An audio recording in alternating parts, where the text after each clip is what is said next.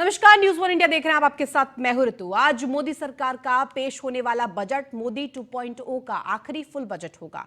लोकसभा चुनाव के पहले इस फुल बजट पर लोगों की नजर लगी है। वित्त मंत्री निर्मला सीतारमण आज लगातार चौथा बजट पेश करेंगी। माना जा रहा है कि यह बजट काफी लोक लुभावन हो सकता है।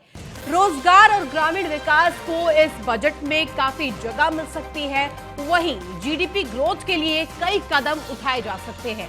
वित्त वर्ष 2023-24 के बजट में ग्रामीण क्षेत्रों में चल रहे कल्याणकारी कार्यक्रमों पर 50% खर्च बढ़ाकर 2 लाख करोड़ रुपए किया जा सकता है। बताया जा रहा है कि इस बड़ी रकम का इस्तेमाल कोरोना महामारी के मद्देनजर ग्रामीण अर्थव्यवस्था में लाई सुस्ती को दूर करने के लिए किया जाएगा। साथ ही साथ सरकार ने चालू वित्त वर्ष के लिए ग्रामीण विकास मंत्रालय को 1.36 लाख करोड़ रुपए आवंटित किए थे। हालांकि ये खर्च बढ़कर 1.6 लाख करोड़ रुपए से अधिक हो सकता है। 2024 के अप्रैल मई के महीने में संभावित लोकसभा चुनाव से पहले मोदी सरकार का न केवल रोजगार बढ़ाने पर जोर है, बल्कि वे ग्रामीणों के आवास की स्कीम को बढ़ावा देने पर भी ध्यान दे रही है।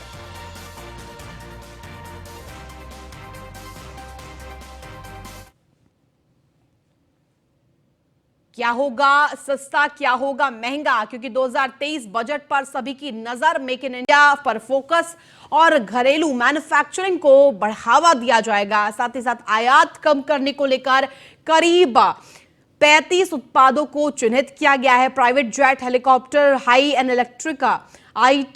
इलेक्ट्रॉनिक आइटम्स पे भी ये ध्यान में रखा गया। प्लास्टिक के सामान, ज्वेलरी, हाई ग्लॉस पेपर, इन सभी चीजों को ध्यान में रखा गया है। आयात कम होने से कम हो सकता है चालू खाते का डेटा, और साथ ही साथ आभूषण के दाम घट सकते हैं। रत्नों और आभूषणों के दाम भी घट सकते हैं। आत्मनिर्भर भारत की मुहिम पर जोर दिया जा रहा है। स्वदेशी अपनाने की कोशिश में वित्त मंत्री का पूरा शेड्यूल क्या होगा, यह भी हम आपको बता रहे हैं। सुबह नॉर्थ ब्लॉक से बजट की कॉपी लेकर निकलेंगे वित्त मंत्री 9 बजे। वित्त मंत्रालय के गेट नंबर 2 पर यह सेशन रखा गया है। 9:25 बजे वित्त मंत्री राष्ट्रपति भवन जाएंगी, राष्ट्रपति बजट को अपनी औपचारिक मंजूरी देंगी, और उसके बाद 10 बजे वित्त मंत्री निर्मला सीतारमण संसद पहुंचेंगी, जिसके बाद सुबह 10:10 पर कैबिनेट की मंजूरी देने के बाद ये बैठक शुरू होगी, और साथ ही साथ 11 बजे वित्त मंत्री निर्मला सीतारमण बजट पेश करेगी। दोपहर 3 बजे बजट पर वित्त मंत्री प्रेस कॉन्फ्रेंस भी करते हुए नजर आएगी। ये पूरा क्रम आज का मोदी 2.0 का। ज्यादा जानकारी के साथ हमारे संवाददाता अश्विनी द्विवेदी हमारे साथ जुड़ गए। अश्विनी, क्योंकि आज मोदी 2.0 का आखिरी यानी कि पूर्णकालिक बजट ये आखिरी होगा, और जो ये 2.0 की अगर हम बात कर रहे हैं, इसमें कई कयास लगाए जा रहे हैं। खासतौर पर आम जनता की इस पर नजर है कि सरकार क्या कुछ उनके लिए लेकर आई है। बिल्कुल बात करें तो जो मोदी सरकार का ये एक तरीके से आखिरी बजट होगा। निश्चित तौर पर शीतकालीन सत्र चल रहा है, ऐसे में बजट पेश किया जाएगा। निश्चित तौर पर देश की जनता को काफी उम्मीदें इस बजट से है। साथ ही साथ सरकार जो है वो भी बजट को कहीं ना कहीं चुनावी रूप में पेश करेगी, क्योंकि अगले साल चुनाव होना है, और ठीक उससे पहले जो बजट आ रहा है उसको इस तरीके से पेश किया गया है जनता को सीधे इसका फायदा मिले और जनता को समझ में भी आए सरकार ने उसके लिए क्या किया। निश्चित तौर पर कल जो आम बजट आज आने वाला है उसके एक दिन पहले यानी कि कल वित्त मंत्री सीतारमण ने संसद में आर्थिक सर्वेक्षण पेश किया था। देश की अर्थव्यवस्था में सुधार के लिए सरकार ने वित्त वर्ष 2022-23 के लिए क्या किया, यह सब इसका लेखा जोखा इस सर्वेक्षण में था। निश्चित तौर पर आज बजट पेश होगा, और बजट का आकार कितना होगा या किन किन लोगों के लिए बेहतर होगा, और सबसे ज्यादा इनकम टैक्स स्लैब होती है, उनको उम्मीद है कि इनकम टैक्स स्लैब से उसको बढ़ाया जाएगा। हालांकि ये जो उम्मीद पिछले आज बजट में भी लोगों को थी, लेकिन ऐसा कुछ नहीं हुआ था। लेकिन इस बार फिर उम्मीद है कि चुनावी साल है, तो ऐसे में कहीं ना कहीं जनता जो है वो चाह रही है कि इनकम टैक्स का स्लैब है वो बढ़ाया जाए। निश्चित तौर पर मोदी सरकार है जो कहीं ना कहीं जो कल्याणकारी योजनाएं चला रही है उनको लेकर के भी बजट में बढ़ावा कर सकती है, क्योंकि तमाम ऐसी योजनाएं हैं जो जहां पर बजट की कमी है और कम बजट उनको दिया जाता था, तो इस साल उनका बजट बढ़ सकता है। ग्रामीण जो विभाग है वहां पर ग्रामीणों की जो व्यवस्थाओं के लिए कहीं ना कहीं बजट में बढ़ावा किया सकता है, क्योंकि कोरोना काल के चलते ये बजट जो था ग्रामीणों का वो कम पड़ गया था, तो इस साल उसको दोगुना किया जा सकता है। निश्चित तौर पर तमाम कल्याणकारी योजनाओं से जुड़े हुए बजट को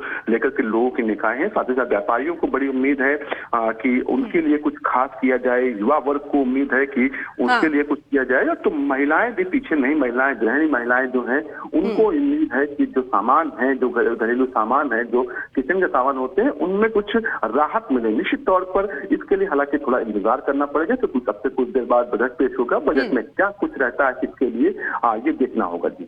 बिल्कुल अश्विनी, क्योंकि कल आर्थिक सर्वेक्षण पेश किया गया था और ऐसे में भारत की अगर हम बात करें तो पांचवा सबसे तेजी से बढ़ती हुई अर्थव्यवस्था भारत को माना गया है। यूएसए, चाइना, जापान और जर्मनी के बाद पांचवा स्थान भारत का ही है। लगातार जीडीपी में भी ग्रोथ देखा गया है। कोरोना के बावजूद भी जिस तरह से सकल घरेलू उत्पाद में बढ़ोतरी है वो एक तरह से बहुत बड़ा प्रेरणात्मक तौर पर देखा जा रहा है, क्योंकि ये एक इंस्पिरेशन ही है, क्योंकि जो पांचवें स्थान पर इस वक्त भारत की स्थिति है वो देश में और अंतर्राष्ट्रीय पटल पर भी एक महत्वपूर्ण चीज मानी जा रही है।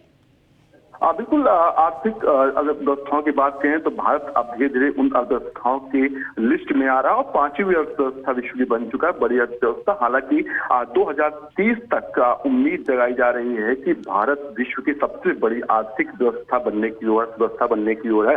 निश्चित तौर पर क्योंकि भारत के पास इतना बड़ा खुद का बाजार है, खुद की व्यवस्थाएं हैं और व्यवस्थाओं को किस तरीके से चलाए ये सरकारों को सोचने की जरूरत थी। और वो सरकार ने सोचा कि छोटी छोटी चीजें, ओडीओपी जैसी चीजें थी जिन पर किसी का ध्यान नहीं आता, मुख्यमंत्री प्रधानमंत्री योगी आदित्यनाथ ने, माफ कीजिए प्रधानमंत्री नरेंद्र मोदी ने उन्हीं चीजों को फोकस करके छोटे छोटे स्वरोजगारों की स्थापना की। और ये स्वरोजगार जब एक साथ चलते हैं तो कहीं ना कहीं एक बड़ा ग्रोथ देश को देते हैं। अभी हाल ही में देखा जा रहा है कि उत्तर प्रदेश के अंदर बड़ी ग्लोबल इन्वेस्टर समिट होने वाली है और उसमें बड़ा इन्वेस्ट लाने की सोच रखी गई है और विदेशों से इन्वेस्ट लाया जा रहा है। निश्चित तौर पर जब उत्तर प्रदेश का ग्रोथ बढ़ेगा तो देश का भी ग्रोथ बढ़ेगा, देश की इकोनॉमी बढ़ेगी। तो आने वाले समय में भारत जो विश्व गुरु की बनने की ओर है और कहीं ना कहीं विश्व गुरु बनने के लिए तमाम जो आयाम होते हैं उनको धीरे धीरे छुआ जा रहा है। आज G20 जैसा दिखा जो संगठन है उसकी अध्यक्षता भारत कर रहा, तो ये छोटी मोटी उपलब्धि नहीं है।